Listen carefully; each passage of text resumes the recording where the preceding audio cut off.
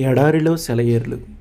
మే 17 నలువది ఏండ్లైన పిమ్మట సీనాయి పర్వతారణ్యమందు దేవదూత అతనికి అగపడెను.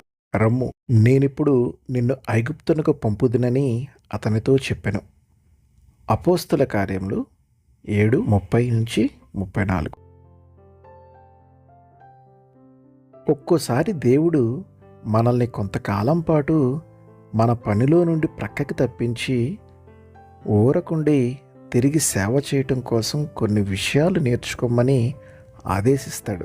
ఇలా ఎదురు చూస్తున్న కాలం అంతా వ్యర్థమైందని అనుకోవటానికి వీల్లేదు.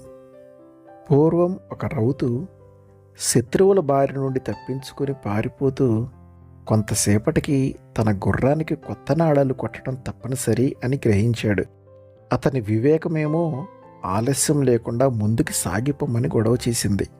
అయితే అంతకంటే ఎక్కువైన వివేచనా శక్తేమో కమ్మరి పనివాని కొలిమి దగ్గర ఆగి ఆ నాడా చేయించటమే మంచిదని బోధించింది. వెంట తరిమే వాళ్ళ గుర్రపు డెక్కల చప్పుడు దగ్గరలో వినిపిస్తూనే ఉన్నప్పటికీ కొద్ది నిమిషాలు ఆగి ఆ నాడా కుట్టించే వరకు నిలబడ్డాడు.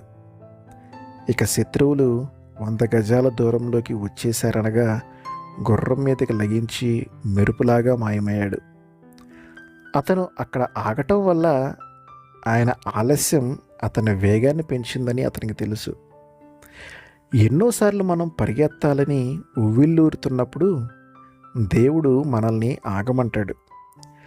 తర్వాత వచ్చే మజిలీ కోసం ప్రయాణాన్ని జాగ్రత్తగా ఆలోచించుకొని పనిచేయమంటాడు.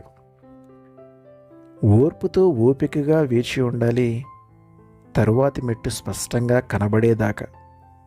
హృదయపు చెవులకు దేవుని మాటలు ఆహ్వానిస్తూ సాగిపోమ్మనేదాకా. ఆశతో నిరీక్షణతో వేచి ఉండాలి. ఆశ అడిగంటనీయక.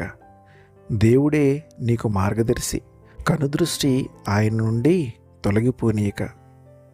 దొరికే దానికోసం వేచి ఉండాలి. దొరికేది ఒకవేళ ఈరోజేనేమో, భవిష్య ద్వారం దేవుడు తెరిచే క్షణం ఇంకెంతో ఆలస్యం లేదేమో. వేచి ఉండాలి, ఇంకా వేచి ఉండాలి. చాలాసేపు కనిపెట్టాము.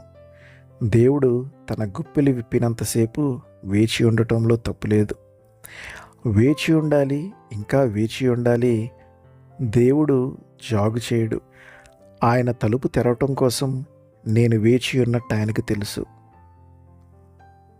ఆమెన్.